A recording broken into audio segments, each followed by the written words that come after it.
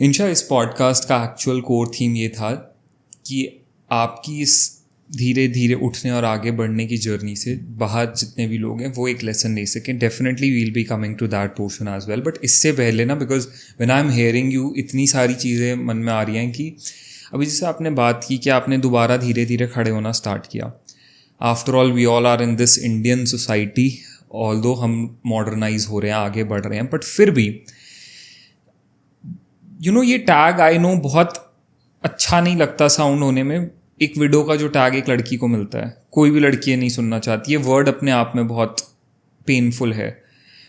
But जब एक लड़की उस लाइफ के पोर्शन पे आती है, जब उसको ये टैग लगता है, कोई लड़की नहीं चाहेगी, कोई लड़की अपने वर्स्ट ड्रीम में भी नहीं चाहेगी कि कभी उसको ऐसा है कि विडो का टैग मिले. बट जब ऐसा होता है और आपकी ज़िंदगी में बहुत अर्ली स्टेज में हो गया, क्या हमारी सोसाइटी जो अब धीरे धीरे लोगों को इतनी मॉडर्नाइज दिखने लगी है, is it supportive towards that portion of women जिसे हम जो विडोज़ हैं? जैसे आपने कहा, आपने पहली बार आपने मेकअप किया, आप बाहर निकले. मैं कई बार ये चीज़ सुनता हूँ, ये देखता हूँ कि यार लोग इस चीज़ पे भी जज करने लगते हैं कि यार तुम्हारे साथ ये हुआ और तुमने मेकअप कैसे कर लिया, यार तुम्हारे साथ ये हुआ है तो तुम घर से बाहर कैसे निकल लिए, तुम्हारे साथ ये हुआ है तो तुम्हारे चेहरे पे मुस्कुराहट कैसे आ सकती है. लोग चाहे कितना ही मॉडर्नाइज कह लें खुद को, बट कहीं ना कहीं अभी भी वो स्टिग्मा है और लोग इन चीज़ों पे भी जज करते हैं. So I think you would have faced it first handed. So what is your take on this?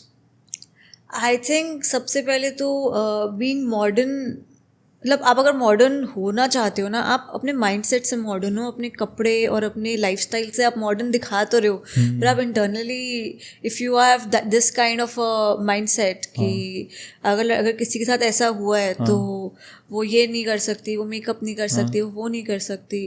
मतलब मुझे ऐसा लगता है कि मैं मॉडर्न, अगर मैं अपने आप को मॉडर्न बोलूँगी तो मैं अपने माइंडसेट से बोलूँगी. I will not want to live a life where मैं एक बाउंडेड तरीके से रह रही हूँ. क्या ये society, as per the society norms. Exactly. So coming to the society, is it, क्या ये सोसाइटी में अभी भी है, कैसा होता है दैट डू पीपल जज you on all of these things? I have not faced it first hand.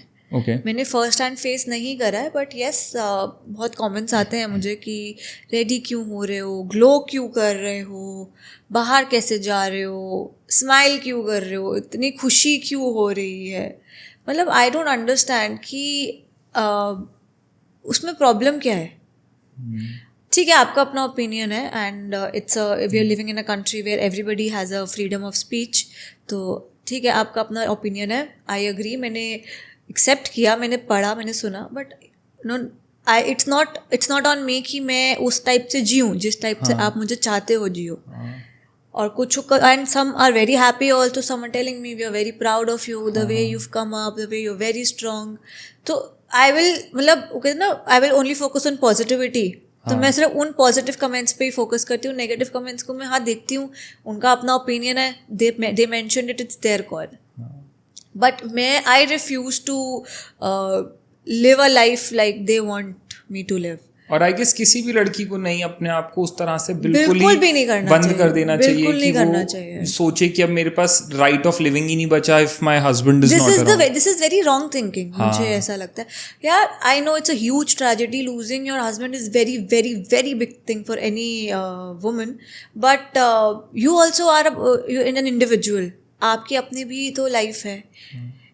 मैं मानती हूँ बहुत बड़ा लॉस है, बट इट्स नॉट लाइक कि आपकी लाइफ, लाइक अभी हम डिस्कस कर रहे थे कि वो अगर कोई चला जाता है, कोई ग्रीफ है, तो उससे आपकी लाइफ तो नहीं रुकती, जिंदगी तो नहीं रुकती. It's all about mindset. I think आप जितना आपका माइंडसेट स्ट्रांग होगा, उतना ईजिली आप उस सिचुएशन से बाहर आ जाओगे and you will not bother about what people have in their mind as कि वो ये रेडी नहीं हो सकती, वो मेकअप नहीं कर सकती. आई थिंक दैट्स, और क्यों हम, it's 2025 we are living in, तो ये चीज़ इवन फैक्ट सोचना भी, I don't think it's at all right. Very true, very very true, 100% right.